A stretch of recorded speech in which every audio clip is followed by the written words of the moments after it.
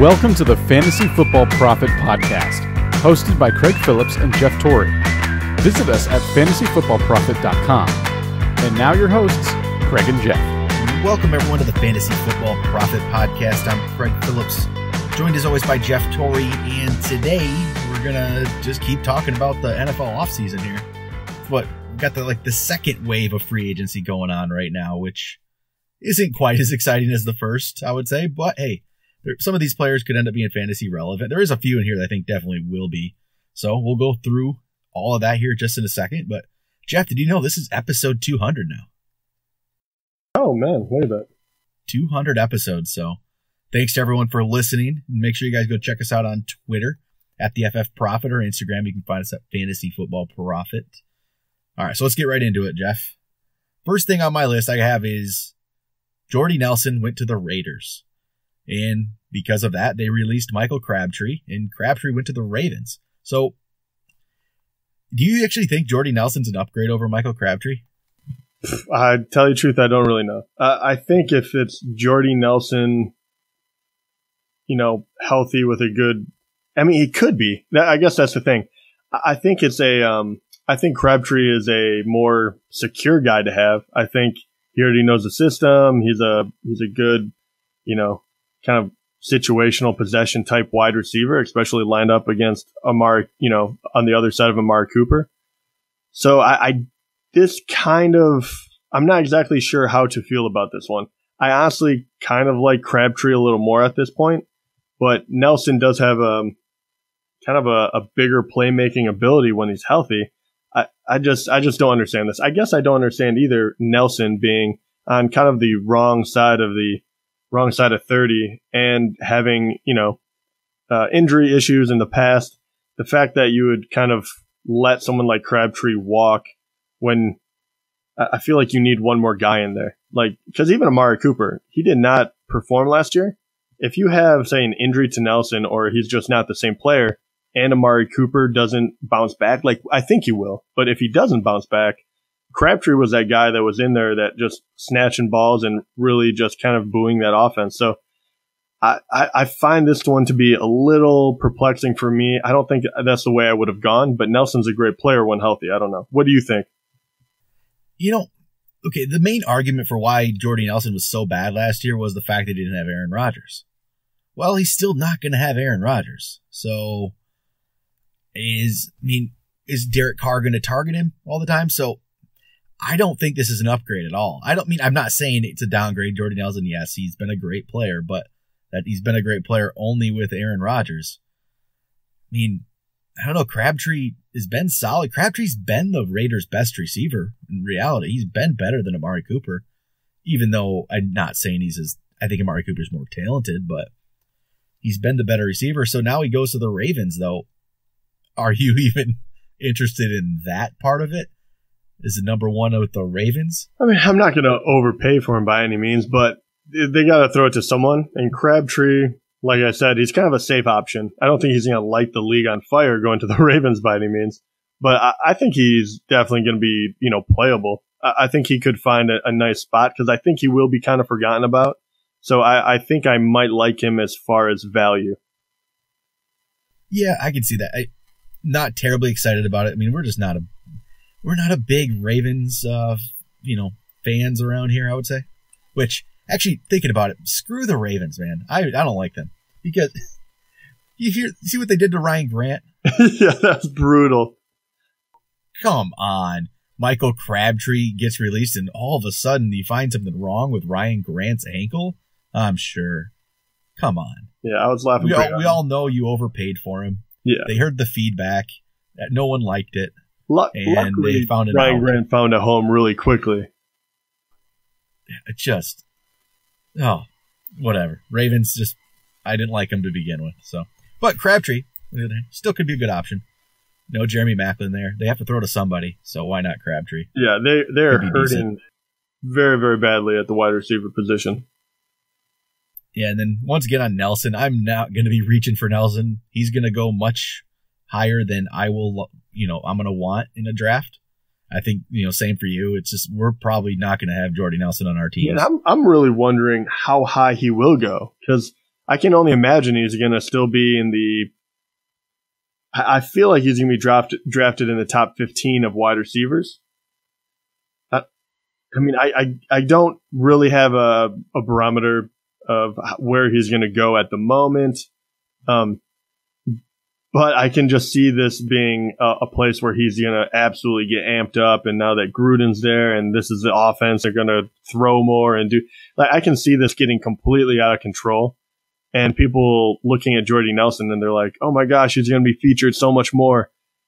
His numbers will never bounce back to where they were in Green Bay. Like, let's just make that completely clear. He's not going to match those numbers. So it's kind of like, where is it okay to take him? And then on top of that, how risky is he to take, really, because of his age and because he's he's on a new team, and who knows how your body can hold up. And the fact that he played very poorly last year, when he didn't have a top QB with him. I don't know. I can see him being very, very, very overdrafted, in the majority of leagues. I don't know why. He's a very easy guy to kind of fall in love with. I'm wondering, is he going to be drafted ahead of Cooper in a lot of leagues? I don't think he should be. I wouldn't mind if he is, because I'll take Amari Cooper. I do still have some faith that Amari Cooper can become a top receiver in the NFL. He's still young, still not been it. I do too. But I mean, it's an interesting point, because is Jordy Nelson technically the number one on that Raiders offense? And then if people look at the numbers too, like you said, they can easily say Amari Cooper, sucked last year. He's in the same exact position, just different coach. And Nelson was only bad because of, Aaron Rodgers. And, if you like Derek Carr, which there's a lot to like about Derek Carr, obviously.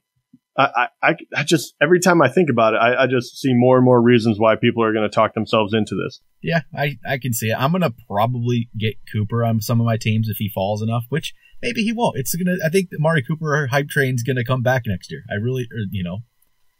It's going to happen.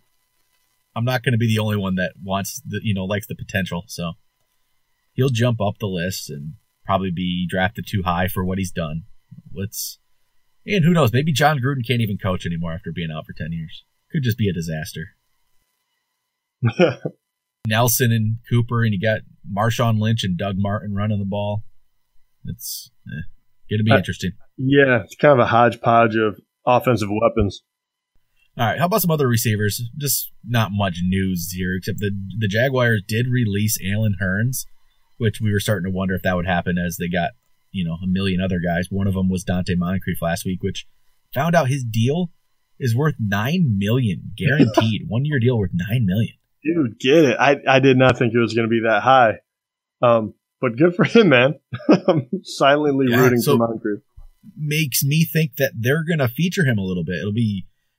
They have four receivers, though. It's now Marquise Lee, who just signed a big deal.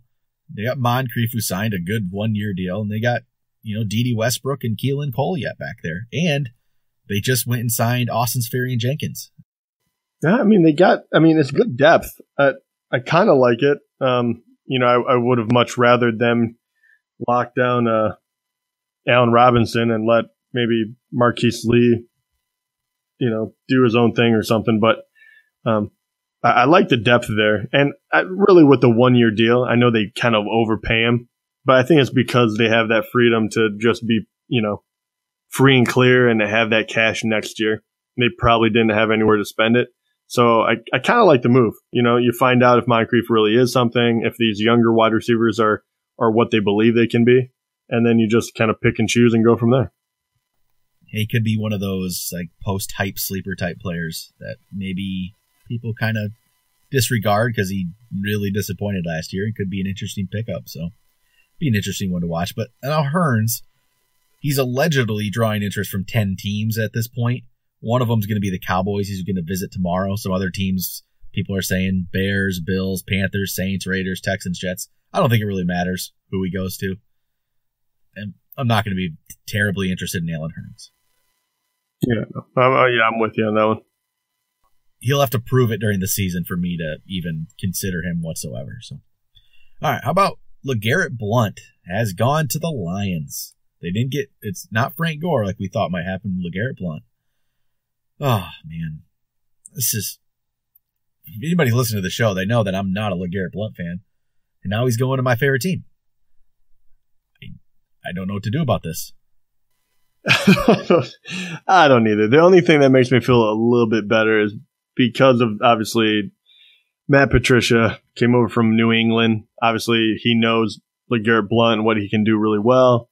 And obviously, he's probably going to be shaking some stuff up. So I'm hoping at the very least that finally the Lions have a short down back and Patricia already has an idea of what direction he wants to go. And maybe that will mean that these other players on the team, Marvin Jones and Golden Tate and Stafford,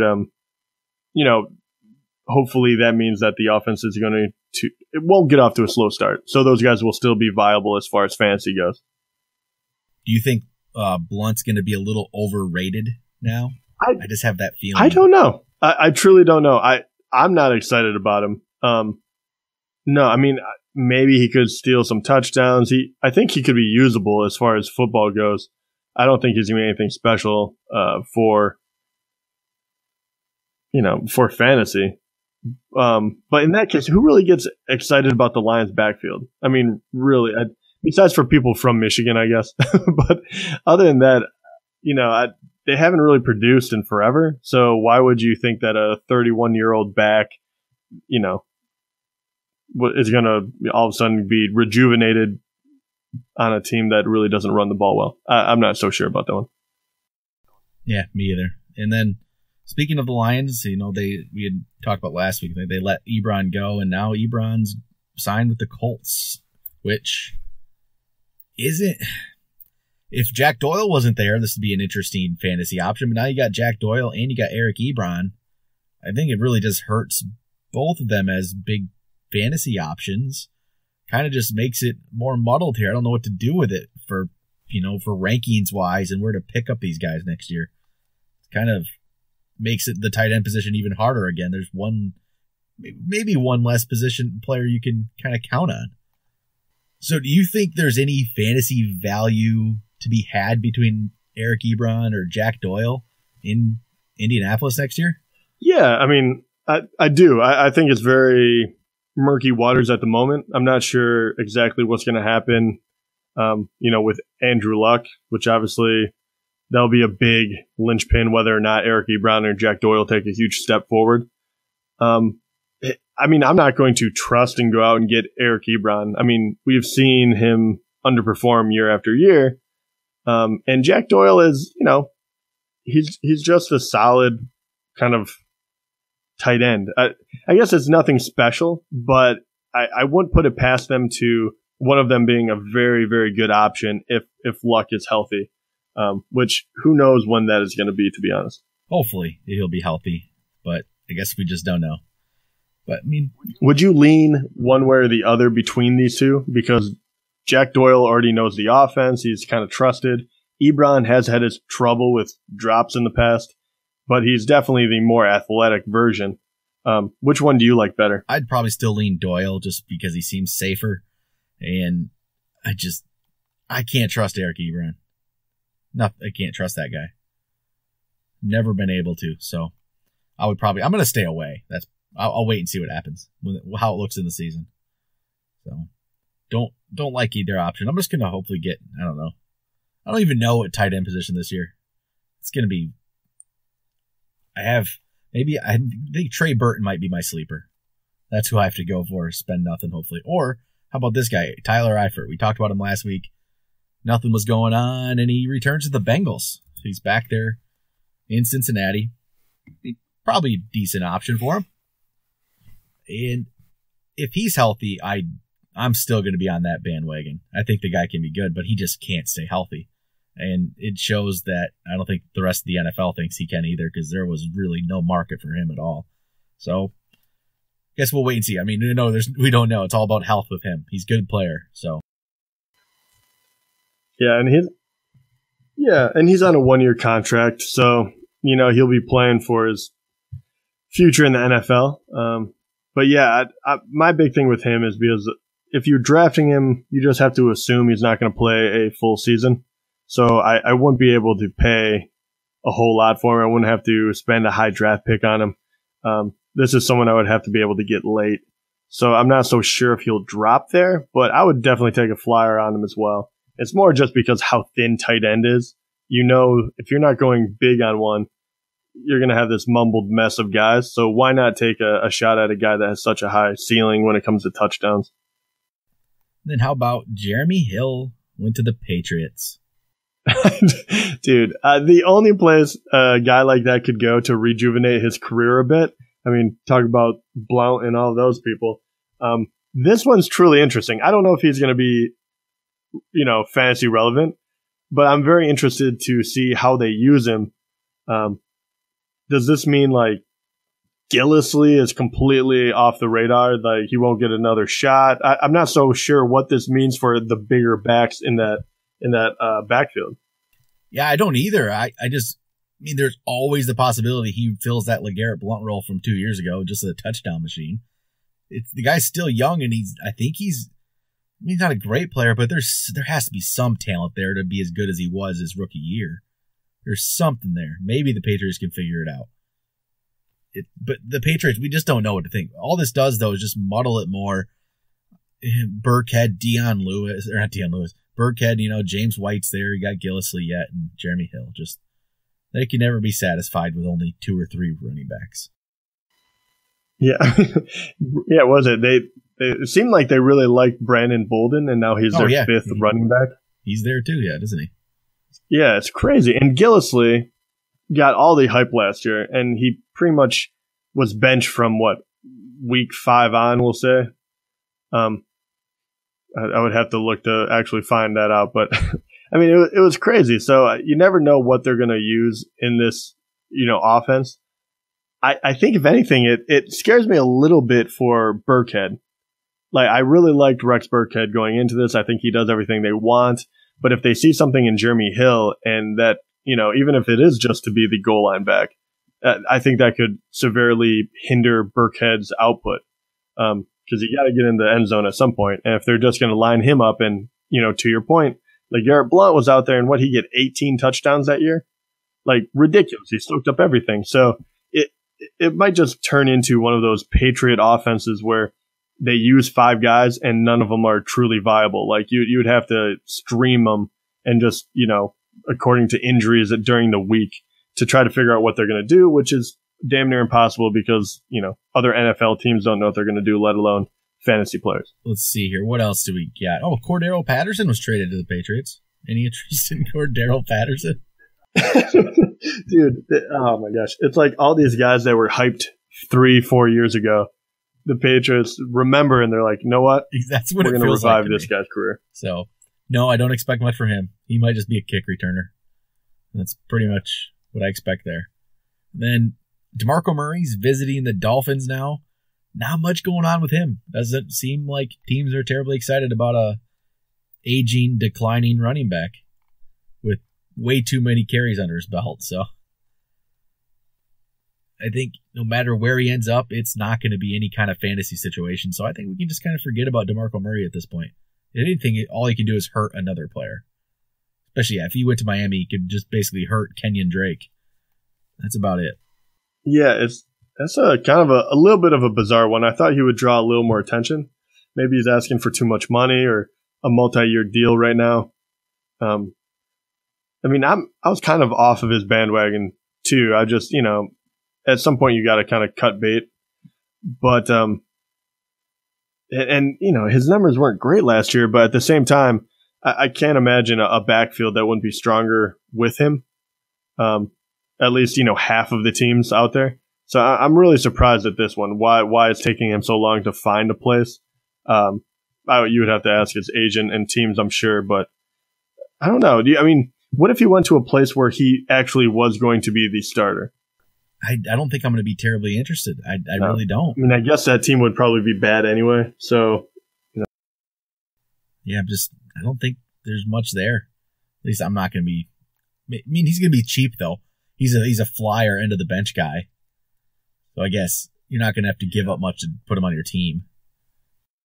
Yeah, he's going to be intriguing. I'm just interested to see where he falls in And once again, I think you kind of hit it on the head. It might actually probably be more of a reason not to draft a different running back than why to draft him. But either way, it's going to be kind of an important piece to figure out what offense he goes to. Then Terrell Pryor is out visiting the Seahawks, visiting the Jets. No real news on where he will go.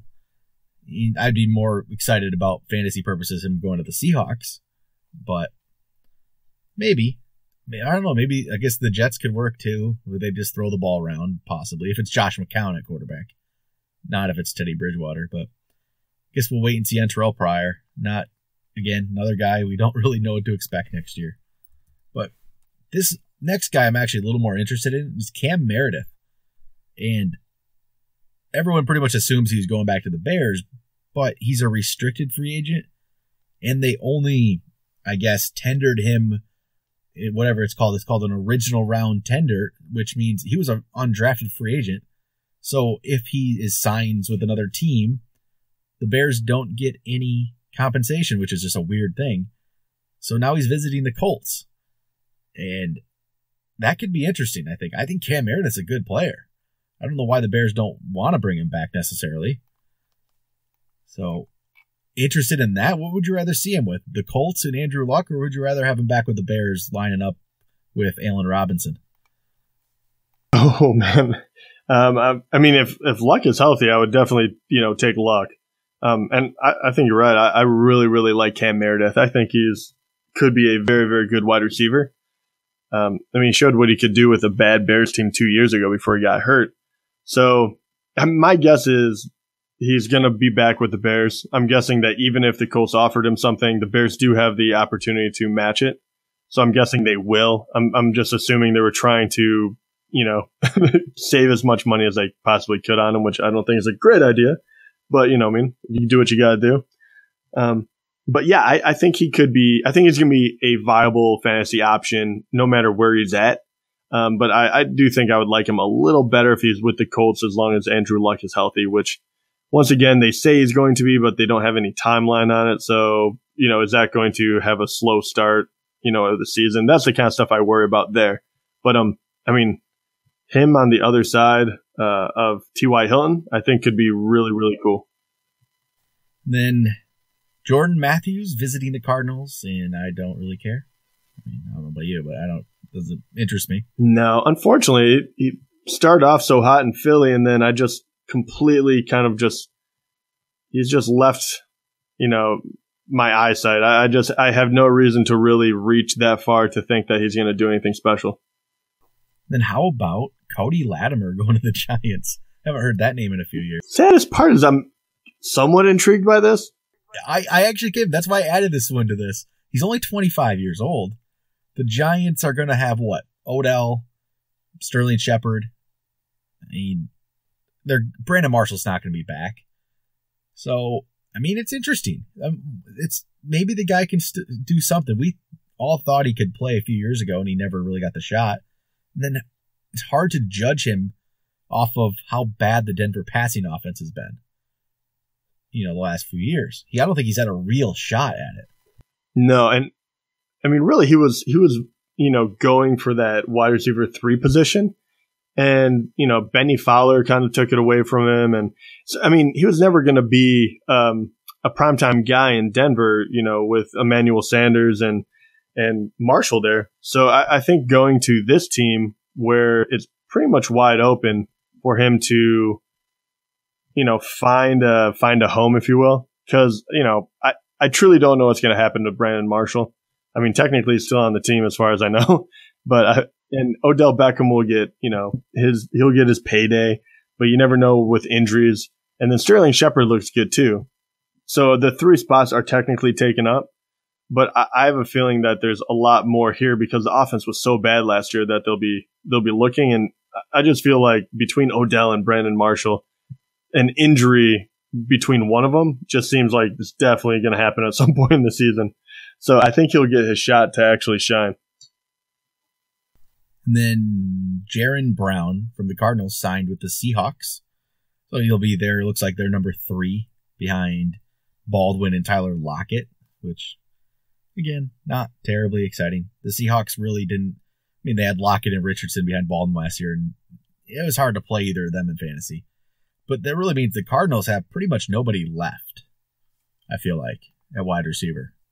It's basically Larry Fitzgerald and then not much else. It's going to be, which this could be an intriguing guy next year, is going to be Chad Williams, who they're kind of high on. He might be the wide receiver too there, so maybe that's a sleeper type player to look at next year. I'm just going to say that right now. He's going to be one of my deep sleepers. So watch out for him. I don't know if he'll be any good, but they have to throw the ball to somebody, don't they? Yeah. I mean, who else? J.J. Nelson is the other guy they have there. Yeah, Nelson too. It sounds like Chad Williams is the favorite there to be that number 2. So then I'm just looking through some news. Hey, about Sammy Coates is with the Texans now. Oh man, that's a guy just I don't know how he's still in the league. They claimed him off waivers from the Browns. I forgot he even went to the Browns. I didn't even remember that. So that's about it. I don't have anything else. It's kind of a, this, slower time period in free agency where there's not as much going on. Yeah, so. It was kind of funny. I do have to say it was kind of bizarre. I feel like defensive players are starting to go now, sign with teams, but I was surprised by how quickly all these wide receivers went and how much money they got. And now you finally get to, safeties and linebackers and people that I think might have a little more immediate impact in some of these teams than a wide receiver 3 that's getting $7 million.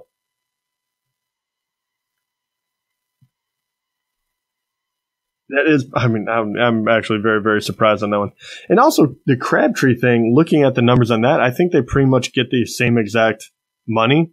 Like Crabtree's, I think his is like 3 years for $7 million a piece. And, Nelson is for the Oakland, I think it's 2 years at like 7.5 or $7 million per. I was just surprised at how similar these contracts were and why certain teams went with certain players. Like, obviously, the Ravens and teams like that are just trying to grab whoever they can. But, Oakland had their pick, so I would love to know why they went that direction. I wonder if it's also how happy certain players are. I wonder if Crabtree wasn't happy with the way things were going. You wonder. Maybe Gruden maybe they didn't get along. I don't know. Maybe didn't like. I think Crabtree's out there fighting players and games last year, so who knows? Maybe it just doesn't fit the scheme. Yeah, that could be. We'll see. But all right, I think that's going to do it for episode 200. And then next week we have one final week before we open up season 3 here when we start our division by division preview. So we'll probably talk a little NFL draft next week, unless some big other news comes down. But there's really not many other players, so. Maybe we'll get into it a little bit with some of the running backs and wide receivers out there. Try to find the new Alvin Kamara of this year. See if we could hit on that again. It'd be kind of nice if we could. So, all right, I think that's going to do it. We will talk to you guys next week.